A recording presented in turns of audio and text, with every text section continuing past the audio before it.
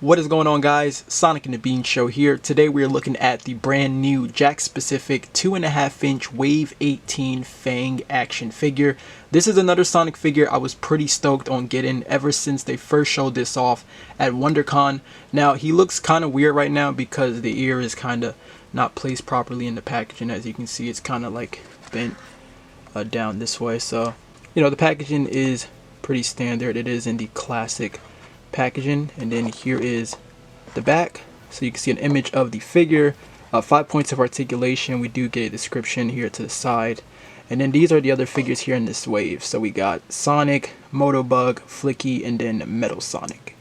Okay, so here's the figure out of the packaging right here. It's really cool to finally have an official action figure of this guy. He was always one of my favorite villains in like the early classic games.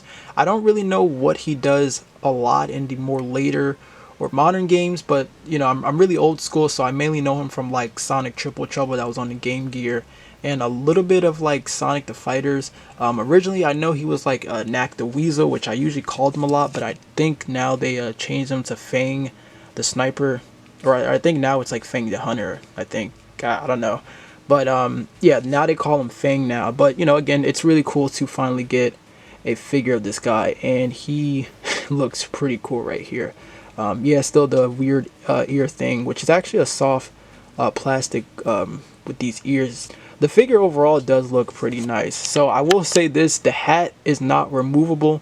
It is actually glued on to the figure, so you won't be able to remove the hat on this guy, which I was actually planning on wanting to put this on Classic Knuckles, honestly. But I mean, it's cool. It's not really a huge issue for me, but the head sculpt definitely captures like that classic look to him. I think they did a pretty nice job right there, and you can even see, of course, like his belt, his gloves, and then his boots right here, which doesn't really look too bad here. I got like some white paint on the back of the belt right there, and then the tail right here is a little soft. You can see I can like move it. It is kind of positioned like that. You can't really like move the tail or anything like that.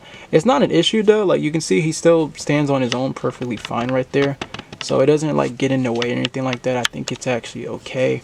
Yeah, overall not too bad. Got peg holes at the bottom of the feet right there. Now for the articulation, it is very basic. You got your head rotation. It's just on a ball peg, but rotation is just going to do it right there. Arms do move back and forth. You get a hinge to the shoulder, which goes high about there. And then about 40 hips, he can kick far forward just about there, and then he can kick back about there. The tail doesn't really like get in the way or anything like that. So yeah, and of course you can rotate the leg. So yeah, just the basic articulation you have with your standard 2.5-inch Sonic figures. But overall, I mean, yeah, we finally got an official Fang action figure, so that is really cool right there, and I think he looks pretty nice. One more thing that I want to talk about here is you can barely see it just the way how the mold is here on the plastic, but Fang, he'll usually have like a tooth sticking out, and the way how this is right here, it almost looks like a tooth is supposed to be there.